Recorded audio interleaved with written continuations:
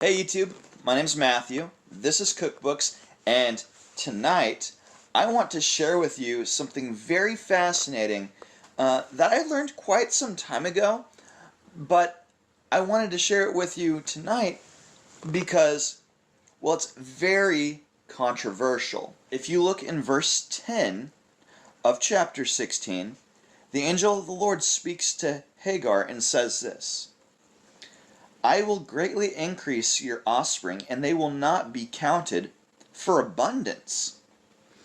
And the angel of the Lord said to her, Behold, you will conceive and give birth to a son. You shall name him Ishmael, for God has heard your prayer. And he shall be and then this is the particular spot that is the controversial spot. It says in this text, wild ass of a man, his hand against everyone, and everyone's hand against him, and over all his brothers shall he dwell. So, in verse 12, you have two phrases, two little words actually. You have wild ass, and you also have the word against. I'm going to share with something that you might find very fascinating.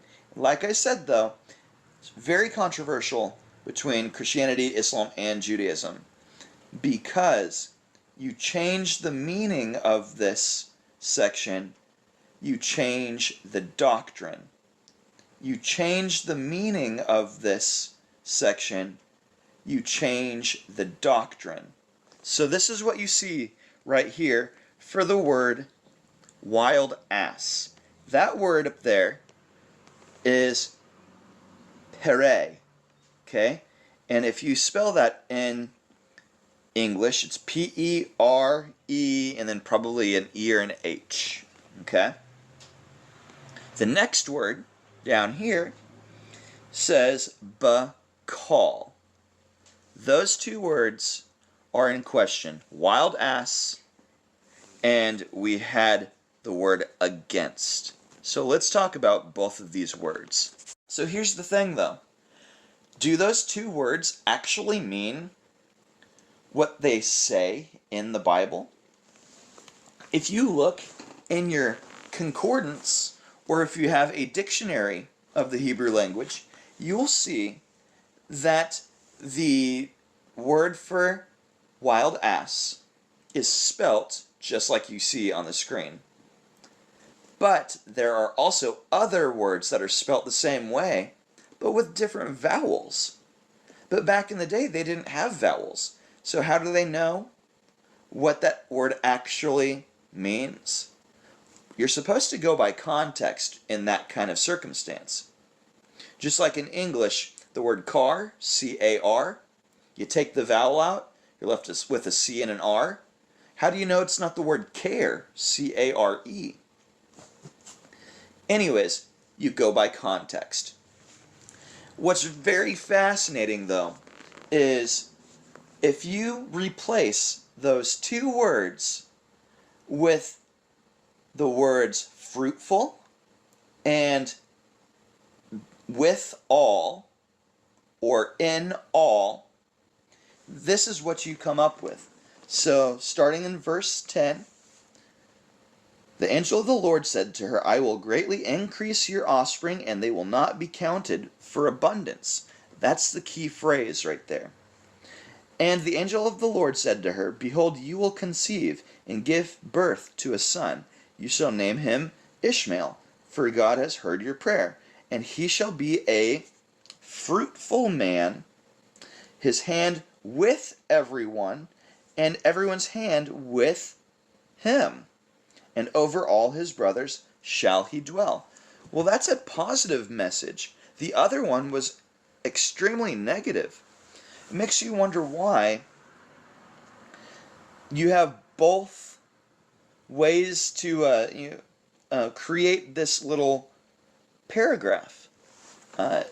And from what I gather, I think it's anti-Semitism on Ishmael's line. See, the Jews and the Christians both say that Ishmael was not a part of God's covenant. So I really feel bad about Ishmael and his community because they get the short end of the stick, even shorter than the Jews today.